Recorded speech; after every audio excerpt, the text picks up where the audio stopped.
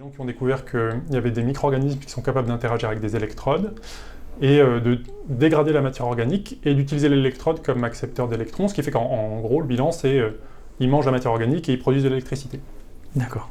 Et donc, alors ça, c'est juste ce qui se passe à une électrode. Donc, dans un système électrochimique, il y a toujours deux électrodes. Il y a une anode où il y a une réaction d'oxydation et une cathode où il y a une réaction de réduction. Donc, la dégradation du déchet, c'est à l'anode, c'est l'oxydation.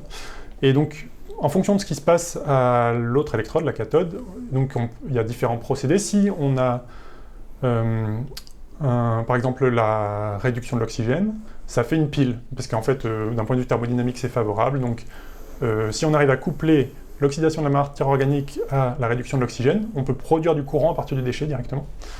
Et réciproquement, si à l'inverse, on fait par exemple la réduction de l'eau en hydrogène, donc là, ça devient un électrolyseur. On est obligé de fournir un peu de puissance électrique, mais du coup, on utilise l'énergie dans le déchet et on rajoute un peu d'énergie pour produire de l'hydrogène à partir du déchet.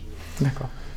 C'est les deux grandes catégories. Ok. Mais quand on produit l'électricité, on produit des grandes quantités d'électricité. Ça pourrait être utilisé pour produire de l'électricité vraiment ou pas du tout? Alors, c'est pas un terme de quantité, c'est un problème de puissance en fait. C'est un problème de puissance. C'est-à-dire que dans les systèmes électrochimiques, il y a le courant, c'est la vitesse à laquelle les électrons passent, et il y a la différence de potentiel entre les deux électrodes, et le produit des deux, ça fait la puissance, et c'est la puissance qui compte pour ensuite faire marcher nos appareils. Parce que, en fait, en soi, produire de l'électricité, produire du courant à partir du déchet, ça peut produire pas mal de courant. Mais en fait, ça produit pas mal de courant, mais avec des différences de potentiel assez faibles en général, typiquement dans les piles, dans les biopiles. Et donc en fait les puissances sont faibles et donc en fait on ne peut pas vraiment alimenter nos appareils de tous les jours avec ça.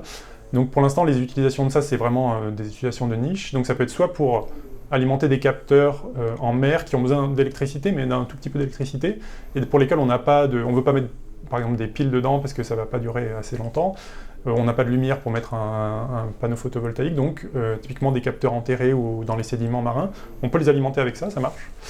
Il y a des utilisations, par exemple, qui sont plus amusantes, c'est on peut valoriser l'urine comme ça, donc sur des festivals, ils mettent dans les urinoirs, ils mettent des piles pour valoriser l'urine en électricité, et ça permet en gros d'allumer des LED au-dessus des toilettes. Au-dessus des toilettes, voilà.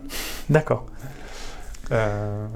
Et donc en fait, c'est plus intéressant si on veut produire de l'électricité, de produire de l'hydrogène ou du méthane, et ça, d'utiliser des turbines. Oui. Après, c'est lié au développement de la technologie, donc c'est aussi pour l'instant, actuellement, c'est surtout limité par ce qui se passe à la cathode dans ces systèmes-là, en fait.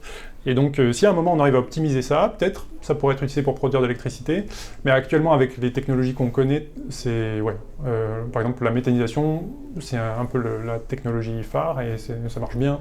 C'est robuste et ça coûte pas trop cher et voilà, on peut produire de l'électricité avec, alors que pourtant on a des grosses pertes au moment de la cogénération quand on veut produire de l'électricité typiquement, mais c'est quand même mieux.